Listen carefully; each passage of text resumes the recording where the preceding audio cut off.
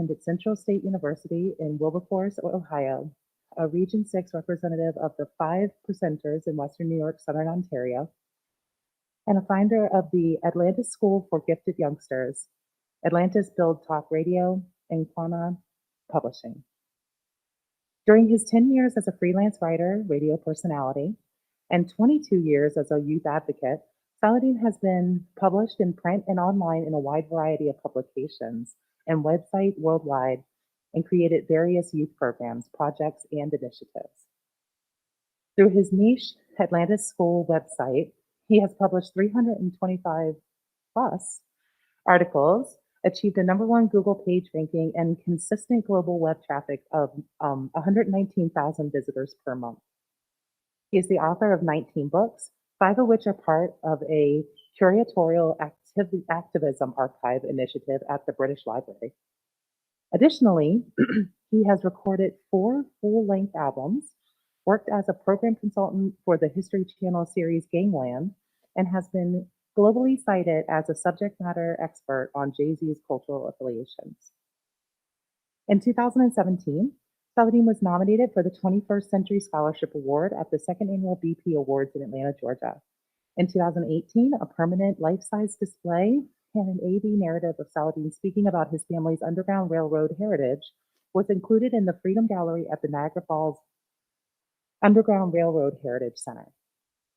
In 2018, as part of the Atlantis School for Gifted Youngsters, Saladin created 7 online youth outreach development courses, a rites of passage program, and an Amazon Direct animation series. He is a featured historian in the IMAX film Into America's Wild, narrated by Morgan Freeman, and hosted by Ariel Tueto and John Harrington, and the 6-part docuseries Enslaved that is executive produced and starring Samuel L. Jackson, and directed by 3-time Emmy award-winning journalist Simcha Jacobacici. And I butchered that name, and I am very sorry. Saladin is the 2019 Martin Luther King Jr. Civil Rights Achievement Award recipient and is currently a commissioner for the Human Rights Commission in the city of Niagara Falls, New York, president of the Hamilton and Eads Genetic Research and Development, LLC, an elementary school educator, visitor experience specialist, community liaison at the Niagara Falls Underground Railroad Heritage Center, and a public speaker. And it is our great joy to welcome him so that he can impart his wisdom and engage our students this morning. So welcome, Mr. Saladin Allah.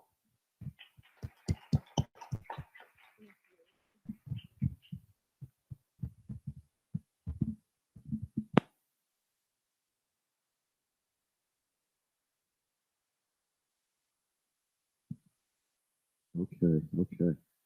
Whenever I hear that bio, it makes me think that my head is going to get so big that you might have to open up like both doors for me to fit out of here. When I was like your age, I never would have thought that I would be doing the things that I do right now in my life, right? And that is to say, when you see certain people and you think about where they're at in their life right now, most people, when they're your age, they don't say, you know what, I can't wait till I get older and become a drug addict. Or, oh, I can't wait till I'm older so I can be an alcoholic. Or, oh my God, I can't wait till I get older and I can be this or that. Things happen to people along their course of life, right? And a lot of times the places that you see people in, they don't predict or expect to be in those type of positions, right? So that is to kind of say, your journey in life is not a straight line. And everything you see around you is composed of matter. Matter is energy. Energy is also light. When you look at light waves, even though the sun is 93 million miles away and it takes approximately 8 minutes and 30 seconds for light to reach the surface of the earth, that's not a straight line. When you look at sound waves, they're waves. Your course in life operates under the same type of conditions. The goals and the plans that you have right now at your age, it's not going to be a straight line for you to get there, right? So today I'm going to talk a little bit about personal development. I don't have a teleprompter. I don't have any notes. I'm speaking directly from my heart and experiences that I've lived through and that I'm living through right now to hopefully give you some insight into helping you navigate your journey for you to be successful in your undertakings. First, I wanted to thank um, Principal Spillman, Cassandra, Rebecca, and the staff here at the Academy for putting together a series like this because it's very, very, very important. Very important. This world, as you see it, is a changing landscape. And those of you who are young people, you're being prepared to be the ambassadors of the future. Meaning, this world that you're looking at right now, that you see a lot of adults messing up, they're going to get ready to hand it to you. So you have to be prepared for what you're going to do with it because some of us as adults are going to leave it behind and not care about what we're giving to you. So you're going to have to take the initiative to do something with what is going to be left behind for you, which is to willfully bring more beauty to this world and to repair some of the things that adults have broken. Does that make sense to all of you? Okay. So now, in your journey in life, there's certain things that are universal. It doesn't matter what geographic landscape that you come from. It doesn't matter how you define yourself or what gender pronouns you use or what the complexion your skin looks like or your age. There's certain things about this journey in life that are universal. They apply to everybody. But then there are other things that are unique to specific groups of people. And then there are also other things that are unique to you. So I'm going to speak to those different layers of the journey. So when we're talking about personal growth and development, envision it as a journey, right? How many people, by show of hands, have traveled somewhere in a car and you used driving directions? How many people, right? Now, sometimes those driving directions are accurate. But a lot of times, those driving directions don't tell you about certain type of things that are going to be along that landscape that you have to find out about once you get there. So that is to say, the map is not the terrain. They're two entirely different things. You know, in school right now, you're learning about a lot of different concepts of life. You're philosophizing about a lot of different things. There are certain things that you're learning that represent the map of life. Because some of you haven't gotten to a point yet where you may be out of your parents' or caretakers' home, where now you're responsible for bills. Now you're responsible for this, you're responsible for that. That's the landscape, right? So a key idea in this journey in life is that there's one thing that is most important beyond all of the things in your journey. Family's important, right? Your health is important, but the most important thing that you have right now is time. Time. You can have family, but if you don't have time, family doesn't matter. You can have the best health in the world, but if you have no time, that health does not matter. You can have all the money in the world, but if you don't have time, what does that matter? Your time is of the utmost importance in this journey in life. So I say that right up front. Don't waste your time because that is something that you will never get back. You have to be very intentional about how you use your time. That is the most valuable thing that you have, right? So now, in this journey in life, there are three things, and I'm going to say a lot of things up here. And, I only have 45 minutes, and I'm like, I can talk about this for 8 hours straight, right? On this journey, there are three things that you always have to keep in mind, in addition to time. On this journey, there are things that you're going to learn that you will always need for your journey. You will always need certain things, and you have to figure that out on your own, right? You may have some people around you that can give you insight to show you the value of some things that you have right now that you're going to need for the duration of your journey. There are other things that you are going to have to give up. You're going to have to get rid of some things because they are not going to be beneficial for you in your journey. The older you get, the less valuable certain things become. And if you're still holding on to it, it devalues you yourself and it compromises or undermines your ability to be successful in your undertakings and reach your goal. I'm going to explain all of this in a minute. And then the third thing that happens in this journey is there are things that you're going to learn new that you never thought about before.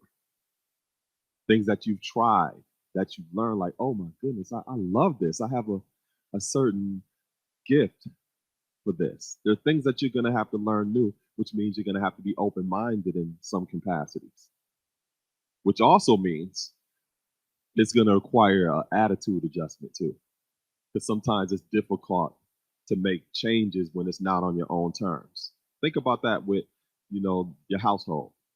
It may be easy for you to make changes when you're doing it yourself, but when somebody comes up and tells you, change this right now, it may be a little bit more difficult for you to do that, right? So in your journey, there are certain things that you're going to learn new that is going to require an attitude adjustment, because you might have some very steeped habits, even something as simple as diet. There may be things that you've been eating that you love. You've been eating it for the last 10 years, and you learn that you should not eat that anymore. Some people could just give it up and be like, oh, I'm not eating that anymore. But sometimes it may take time for you to get certain things out of your system, right? So let me go back to the first point that I made. In your journey, there are certain things that you were given already that you have right now that will always be of value for the duration of your life. Let me give you a personal example. My mother, she was a social psychologist, right? And my father, he was a tradesman, but he also collected African artifacts. So I had a kind of unique upbringing with me and my siblings. We were taught to be socially conscious. They were also affiliated with the Black Panthers. We were taught to be culturally conscious, and we were taught to be critical thinkers, not to just take things on face value or just accept what someone's telling you. We were taught to think, not what to think, how to think for ourselves, right? So living in a household like this with a parent who was a social psychologist, she would always analyze you, and I didn't understand it when I was a child, right? As I got older, I started to understand the way that she engaged me and my siblings. And having that type of relationship with my mother, it taught me the importance of knowledge. She got her degree at Naga University. She was in her late 40s. She had 6 children, and she did that in 3 years.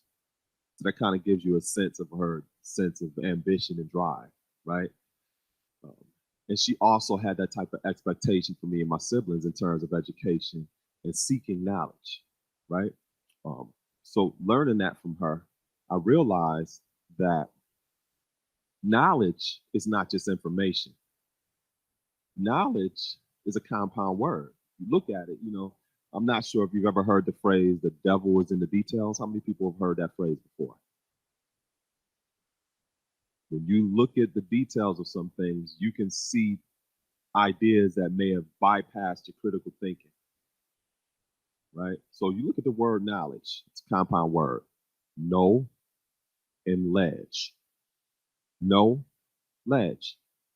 So the more that you know, the more that you learn, the more aware you become, the more conscious you become. And at the same time as your awareness expands, you start to see the ledges or the limits that you set for yourself. You start to know the ledge, right? And when you know the ledge, you're less likely to fall over the edge. Does that make sense to everybody? A lot of times you see people in life where they take a big fall or they fall victim to certain things in life. And a lot of times that's because they did not know the ledge. They didn't know their own personal limit. How many people have you seen that may have died from a drug overdose, or you see it on the news, or some of you may even have people in your family that have gone through something like that, right?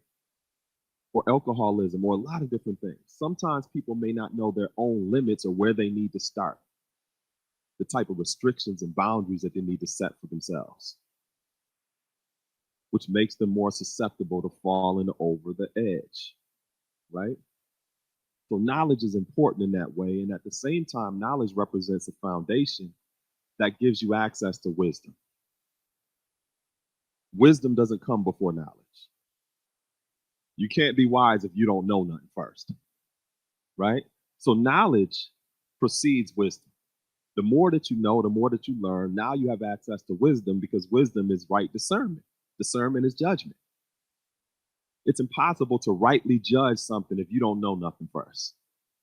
And the beauty of what I'm saying is I don't care if you believe me. Live your life long enough, put your own theories to the test, and see if what I'm sharing with you is true or not. Because time will always test any of our ideas that we have, right? So, in other words, go out here and try to make a whole bunch of decisions without knowing something first and see how far that gets you. It won't get you very far. And that's not a sustainable outlook on life. So knowledge is critically important as a foundation in terms of you having access to wisdom, right? This is something that I learned from my mother. She may have not put it in those words because she had a funny sense of humor, but this is the way that I articulate what it is that I learned from her. This is something that I've carried from a child all the way to the age that I am right now. So there are things like that that you're learning from your parents, your caretakers, your educators, your administrators, people around you that will be of value to you for the rest of your life. The rest of your life. And one way for you to be able to assess that value is to be observant. Look at the people around you. See how they live. See the things that they're doing. Study history. His story, another compound word, because in history it shows you a lot of the flaws that men or males were making because it's history, right? It's not her story. It's not the story. So when you study some of those events of the past, you can see how sustainable certain ideas are or what things people were doing. How many people have studied Greek history? None of you really studied Greek history? Greece as a Western society set the foundation for a lot of the ideas and the beliefs of the Romans, right? A lot of the beliefs and the ideas that we see in Europe come from Rome and come from Greece. They call America the New World because Europe is considered the Old World.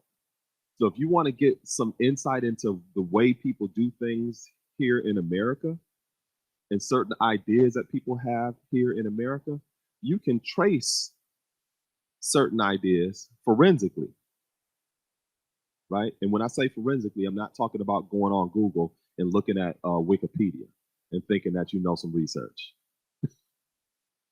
right? I'm talking about looking at various different layers of ideas to get a well-rounded perspective of a subject. You can trace certain ideas and say, oh my goodness, I see where the island of Lesbo comes from. That's a Jew that I just gave you. There was an island off of Greece called Lesbo, Lesbo. And I just want you to research it. So when you start tracing certain ideas and concepts, you start to realize that there are some things that are not sustainable. There's some things that are just not sustainable. It does not allow humanity or it does not allow for culture or civilization to progress. And again, you have to do the due diligence and research this for yourself. You're all young adults now, right? As you get older, you get more responsibility, and it's no one's responsibility to tell you what to think or how to think. You have to do that yourself. Because the position that you're going to have in society is going to be a position where you have to consider what type of beauty you can bring to this world and how you can use that position to help repair the things that are broken. Right? So in that journey, again, there's certain things that you're going to keep with you for the rest of your life. Now, here's the hard one. There's certain things you have to give up. It is not going to be beneficial for you to keep certain ideas or the ways that you see yourself for the duration of your life. As young ladies, I mentioned it a moment ago in regards to history, that's exactly what it is. It's his story, which means as young ladies, as women, as females, you're going to be left out of a narrative that is not written by you, that does not have your interests at heart. That's one of the reasons for this academy. This is the all-girls school, right? Why is that important? Why would you have an institution like that if everything was so inclusive? Because obviously, as a group, a segment of the population, not only have you been left out today, but historically, that is how it has been. It's important that you understand that. Because as a group, women are considered a minority, right? So if you look at it from a mathematical perspective in terms of ratios, a minority would basically be considered less. You know, if you're, say, it's 10 to 7, the 7 in that ratio is considered a minority. You're less in number. Well, how in this country are women considered a minority when you're more of the population? Did you ever think about that? You're considered a minority, but you're more of the population. So what that means is that perspective of a minority is not based on mathematics. It's based upon another definition. Minority means lesser importance and significance. That's what it means. So if you're less important or less significant, that means you're less valuable. All you have to do is look around you, look online, look at the movies that you see, listen to the music, and you can see it that women are considered less than men in this society. This is a very misogynistic society that we all live in. When you see movements like the Me Too movement, or you see other movements that talk about the importance of womanhood and sisterhood, that's why that's important, because you're considered of less importance and value than other people, which means you don't have the same value in terms of your voice and advocacy for things. Right? Now think about this. The Grammys just happened recently. How many people saw the Grammys? I saw elements of it and I wasn't even trying to see it, right? Just because it was all on social media, right? So best new artist, Megan Thee Stallion. Best song of the year, Megan Thee Stallion. And the song is what? Y'all know what the song was? Come on now. I know y'all acting like you don't know what song that is. Savage, right? Performance of the year, Savage. And her homegirl, Cardi B, performed WAP on the Grammys. And I'm not sure if you know what WAP stands for. I think it stands for Where Ambulances Park. Right? But they were awarded for all of this. They were awarded for all of this. So as young women looking at that, that becomes the standard that you should aspire to. That's what young girls are being taught to look up to as a standard of womanhood and empowerment. Savage means a person who has lost the knowledge of himself and is living a beast life. A savage is a person that doesn't have restraints, that can actually live within a civilized society. Now, some people may say, well, she's saying savage because it represents she's ferocious on the microphone, and as an artist, nobody can compete with her. Yeah, whatever. But that don't have nothing to do with her performances. That has nothing to do with what you see. That has nothing to do with what you see being awarded. Now, the Recording Academy that votes on these Grammys, it's not women who are behind closed doors that you don't even know who the voting members are. There's about 12,000 voting members of the Recording Academy. Over a year ago, the first woman was elected the CEO of the Recording Academy, and she only lasted 5 months before they got her out of there, because she was talking about changes that need to be made concerning inclusion. Like I just mentioned, women as a minority group are not properly represented within society and in the different segments. She wanted to make some changes. She wasn't even in there for 5 months before they fired her. Right? So fast forward a couple years, and you see Megan Thee Stallion being awarded for what she was doing. That gives, whenever you want to see the standard of a society or the level of a society, you don't necessarily look at the males or the men. You look at the standard of the women. When you go to a society and you want to see the level of civilization of that society, you look at the standard of the women and you see what level the women in that society are on. Why? Because women represent the birth of a nation. It is through you that a society and a civilization is possible. So whatever level the women are on that society, because a woman being the first teacher of the child, that is going to define the trajectory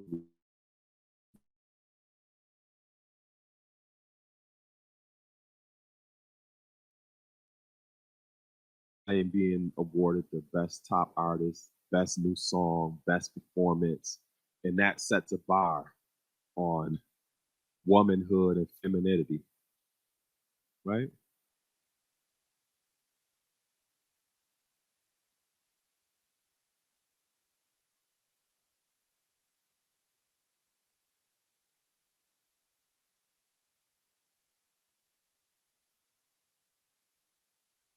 That's her hero. And I got to pull her aside sometimes and talk to her about certain things, because she's in 6th grade and she's been sending uh, images to boys that's in middle school.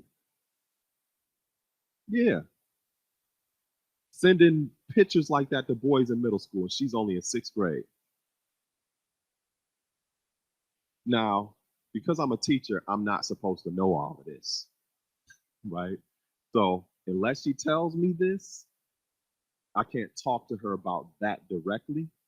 But I do have to have conversations with her about the fact that when you get to high school and you want to be the student class president or something like that, or say you get out of high school and then you go to college or whatever, say you want to run for public office. It may not be Twitter at that time, but it's going to be some type of social media platform. And I guarantee that there's a possibility that somebody may come out with those type of pictures and say, look what you was doing when you was in 6th grade. Cancel culture. Cancel culture. So I have to have that type of conversation with her on the side and act ignorant, like I don't know what she's doing, unless she tells me that directly. Then I could address it head on. But other than that, I just have to be this psychic and speak to her about certain things that I know in your generation that you might be doing that you might want to think about before you do it. Right? So yeah, so that part of the journey, which is going to be consistent, there are certain things that you're going to have to give up, certain ideas, certain behavior. And when you think about war, visualize war in your head right now. You may visualize a battlefield. You may visualize people with guns. You may visualize airplanes and bombs. And you're in a war right now, sitting in this audience and have no idea, a lot of you. A quiet war with quiet weapons. We are constantly been being bombarded with ideas about your identity and who you are and who you think you should be. All of your five senses are constantly being bombarded with ideas about who you think that you are and who you need to be. And you're going to have to fight those different ideas in order for you to sustain yourself to be successful in your undertakings. It's kind of like you look at this pandemic we're dealing with right now. One of the things that a lot of people are now aware of is that you have to build your immunity. And people who have pre-existing conditions find themselves more vulnerable to the virus, correct? Life is the same way. There are certain type of ideas and beliefs that you may have that puts you in a position to have pre-existing conditions. That when certain situations or circumstances happen in life, you're more susceptible than somebody else. So part of what I'm sharing as well is about building your immunity. In the Bible, it talks about putting on the armor of God. It's the exact same thing because you are constantly in a war when it comes to your identity. And going back to what I said about knowledge, knowledge allows you to develop the weaponry to protect yourself. But if you don't know nothing, you won't have access to wisdom. And the opposite of wisdom is foolish. So you make a lot of foolish mistakes like I've made, like a lot of the adults in this audience have made because of the lack of knowledge. Now, here's the third thing, which is equally important to the other 2 points in terms of keeping some things that you've already gotten, giving some things up. And the third point is you have to be open-minded to learn things new. You have to be open-minded to learn things new. Now, why is that important? Because greater is thee that is in you than this that is within this world. Now, you have to listen carefully to what I'm getting ready to say. This is my suit. It's mine. It belongs to me. It's not me. Not me. It's mine. This is my suit. Right? But this is also my hand. That's what we say, right? This is my hand. It belongs to me, but it's not me. It allows me the capacity to do things, but it's not me. It's my hand. But this is also my voice. It's mine, but it's not me. So what am I really? What am I really? There's clues all throughout the Bible. When you learn about being made in the image and the likeness, that's a clue. When you learn about greater is he that is in you than that is within this world, that's a clue. What about in the beginning was the Word, and the Word was with God, and the Word was God, and the Word became flesh? That is another clue that greater is you than how pretty you think you are, the clothes that you have. When I came here this morning, I thought that you was gonna have like uniforms, and I'm looking around, I'm like, oh, word, they ain't gotta wear uniforms? That's cool. So you have some people who take pride and they think that they are what they're wearing, or what their parents drive them in and drop them off at school in, or all of these other very simple ideas about what you ultimately are.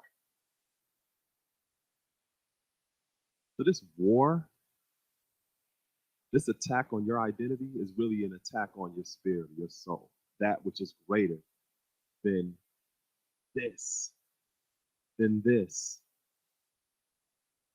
And that's what you have to protect. That's what, when we say the armor, that is what the armor is protecting, what is within you. And what is within you is that direct relationship with God, that infinite potential that allows you to meet any challenges or any obstacles in life. And all you have to do is look around you and you can see that that ability exists in people who are around you. Even if you ask your parents and caretakers about some of the experiences they've gone through, some of the things that people go through is beyond human capacity. And you ask yourself, like, how did you do that? How? There's a man named Mark Inglis, and he's a mountaineer from Australia. When he's 21 years old, this dude was climbing a mountain in Australia, and he got trapped in an ice cave for 2 weeks. And when he woke up, he was in a hospital and he realized that he had to get both legs amputated. Now, for some people, that would have been the end of their mountaineering career. Not him. He said, I'm going to climb Mount Everest now. And what he did is he got the like metal prosthetics that allowed him to continue his mountaineering career with no legs. Mount Everest is 49,141 feet high. That's almost higher than the clouds. And this dude with no legs went to the summit of Mount Everest. That is an example of the infinite potential that exists within you that is beyond human capacity. And you have examples of that around you all of the time. All of the time. So in your journey, you have to be open to expanding that infinite potential and learning things new about yourself. When I was your age, I was like a 3-star athlete. I played basketball, I ran track, I played football. And if you would have asked me at that age, what was I going to be doing when I'm 40? How old am I? Hold on. I just turned 46. I've been forgetting my age as I got older. But if you would have asked me when I was your age, what would I be doing right now? I might say, I'm be playing basketball or something. But thankfully, I had people around me, not just my parents and my caretakers, but educators like you have, who push you to expand your infinite potential. I know some of you might be in class, you may think like, what's that bell? Okay. I know some of you might be in class, you may think, oh, this teacher is giving me a hard time or whatever. No, that teacher may just expect more of you than you expect of yourself.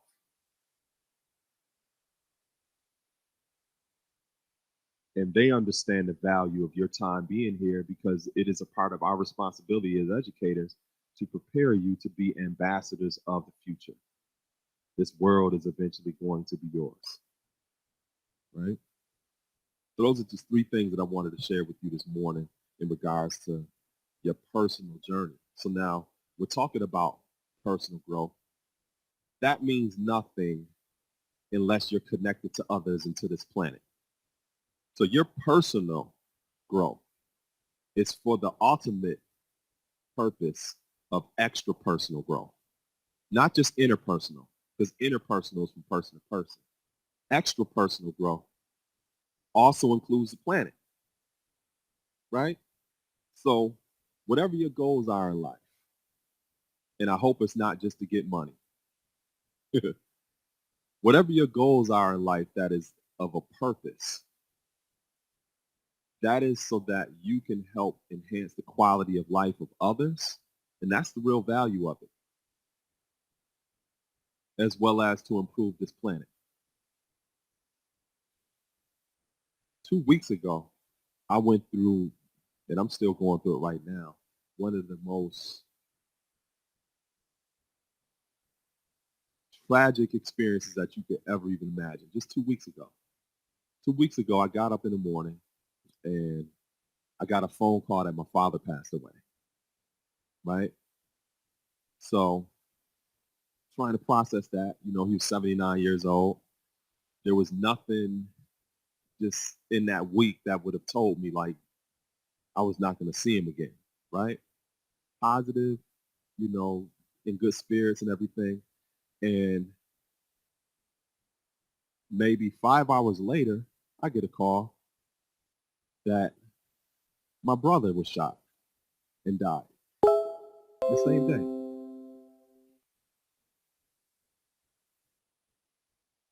So, you probably wouldn't even know that. And I'm up here speaking to all of you.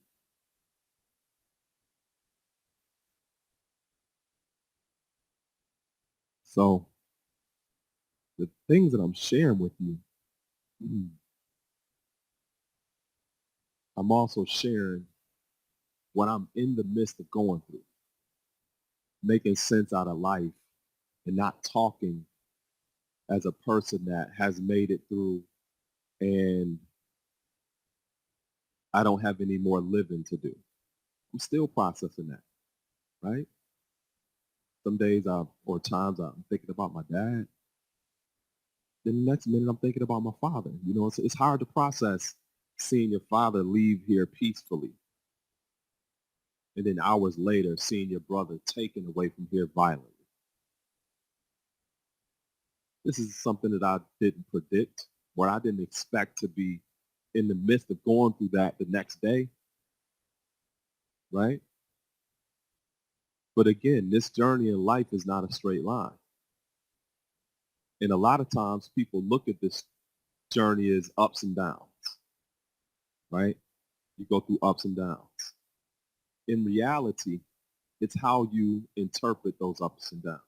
Because those ups and downs, when you turn it sideways, it goes this way.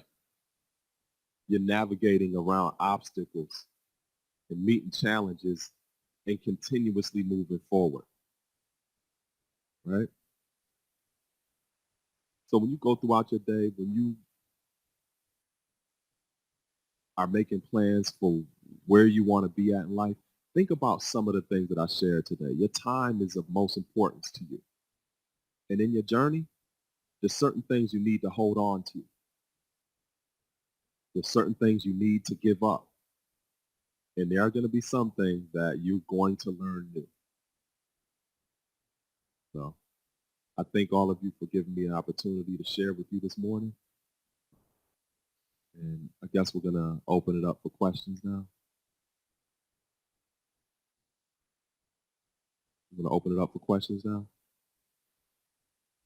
Or did I go over the 45 minutes? Mm-hmm.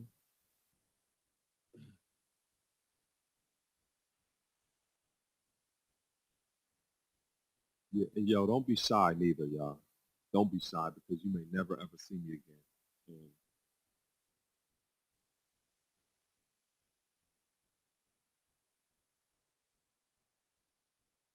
oh,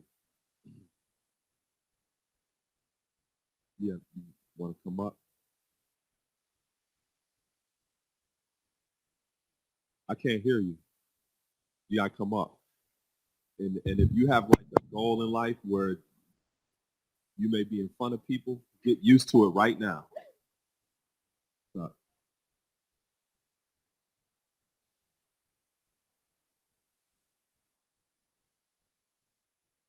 oh man, I feel at this moment, I feel empowered being here. Yeah. Thank you. Oh yeah. And another thing is when you're sharing, you do it from the spirit of unconditional love, knowing that some people in here sleep, right? But that's the reality of life. Some people will literally sleep through what it is that you're striving to share. You can't take that personal because there will be the small percentage of people who are around you and your audience and your family that may value what it is that you have to share. You know? Yeah, so since that incident that I just shared, this has been the first time that I've even spoken publicly at all. And I was just thinking, like, as we scheduled this event, like, man, I don't know if I'm gonna have the I don't know if I'm gonna be able to stand up straight and just be able to share with all of you, but I realized that it's more empowering than anything. Anytime you have an opportunity to share your voice, to say something, make sure you do it because you don't want to live with regrets. My father and my brother, I don't have regrets with our relationship because whenever we would leave each other and whenever I would talk to them, I would be present, right? And I would always let them know I love them. So I'm not living with the regret that I wish I would have said this, I wish I would have said that, I wish they would have known this about me. I don't have that. But I know people who live with that type of regret, and that's not good. I appreciate you.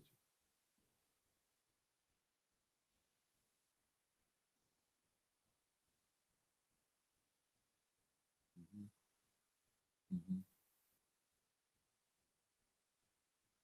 Hmm. Hmm. Yeah.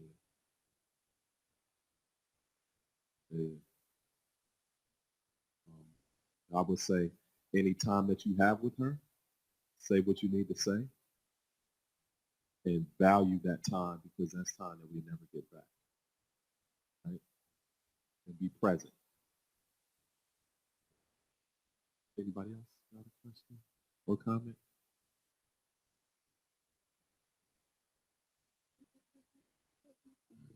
Okay, so they said what was the hardest part of you growing up? The hardest part of me growing up? Yeah. Yo, that's a good question. Nobody's ever asked that before. Um, hmm. Hmm. Yo, that is an excellent question. Um,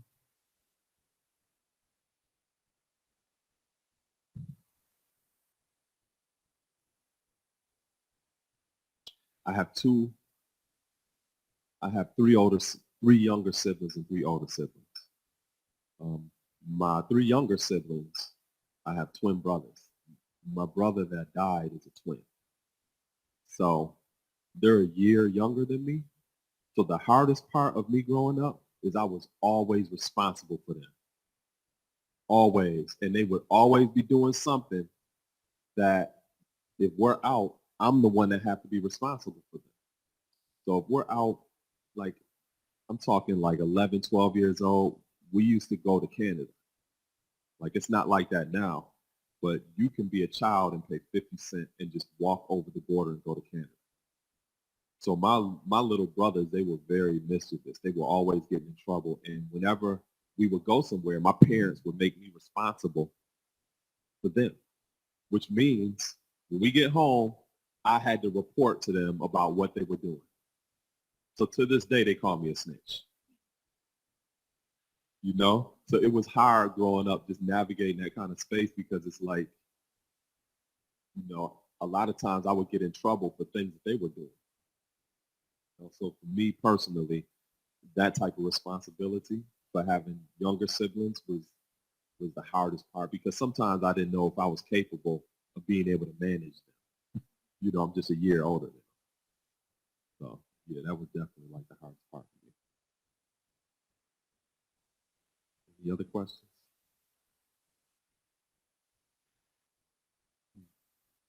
Let me share another thing with all of you. I mentioned in my bio that I'm the third great grandson of a man named Josiah Henson. Um, Harriet Beecher Stowe wrote a famous novel called Uncle Tom's Cabin. And in that book, she used the details of my third great grandfather's life for her character, Uncle Tom. He was born in 1789 on a tobacco plantation in Charles County, Maryland. And At the age of 41, he took his family, which were 4 small children and his wife, on a 600-mile journey from Kentucky all the way up to Western New York through the Underground Railroad. So he was a forerunner of the Underground Railroad, meaning the Underground Railroad is a phrase that became popular in the mid-1800s. Prior to that, this network was being developed, so people didn't call it an Underground Railroad, right? He made his journey in the 1830s. And to give you some context of that time period, Harriet Tubman was a teenager at that time before she even made her journey. He made that journey from Kentucky all the way up here to Western New York, crossed over into Canada, lived there for some generations. He had a daughter that my grandmother was born through in St. Catharines, Ontario, Canada. She moved over here to the United States, and then she had 7 children. One of those children was my father. My father had 6 children, and out of those 6 children, I am the most intelligent and attractive of all of those children, right? So I say that jokingly, but seriously to say, when you know more about your ancestry and your journey of those who came before you, you expand your perspective of identity, and you learn more about your own capacity to overcome obstacles and to meet challenges. So for example, Josiah Henson, when he was making his journey, he got to a particular point where he didn't have any water. So what he did is he went to a stream and took his boot off, washed it out, filled his boot with water, and brought it back to his children. So I look at water a little bit different than maybe some other people. I don't waste water, right? Just knowing certain stories like that. And all of us have those type of stories in our life. Some of your family may have arrived here through immigration. Some family may have gotten here some generations ago and changed their name to kind of assimilate into American society because Italians were discriminated against or Irish were discriminated against, so they changed their name. All of us have amazing stories like that in terms of our journey being here. And it's important to keep in mind that as an individual, going back to what I said about personal growth, as an individual, it took 2 people for you to be here. You could not be here if it wasn't for 2 people, right? But guess what? Those 2 people couldn't be here if it wasn't for 4 people. And then those 4 people couldn't be here if it wasn't for 8 people. 16, 32, 64, you can keep going back in terms of the people who made sacrifices in order for you to actually be here as an individual. So you are really a composite or a collaboration of many people who came before you. So think about how that would feel to those who came before you if you sitting here wasting your time. Because you're really wasting their time. Does that make sense? Okay. Yes. Uh-huh.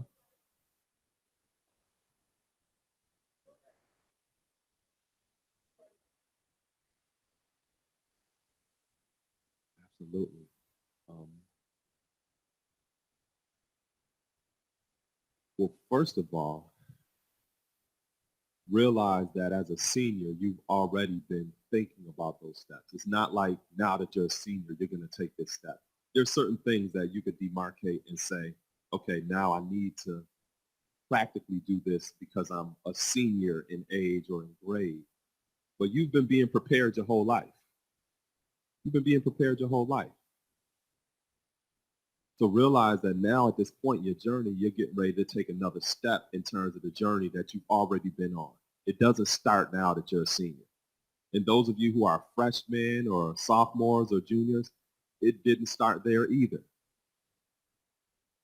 All of these steps are part of that journey. So as seniors, make sure that you consult with the educators, administration that are around you to help you prepare for what that next step can potentially look like, because we've already been through it. We've already been through it. And having that type of insight and support is always worth its weight in gold.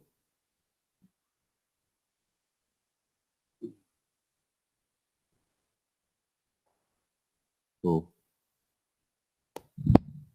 Thank you so much for coming out here today and with sharing your knowledge and what comes with it, wisdom, with our students this morning. Let's all give Mr. Allah a round of applause. Thank you.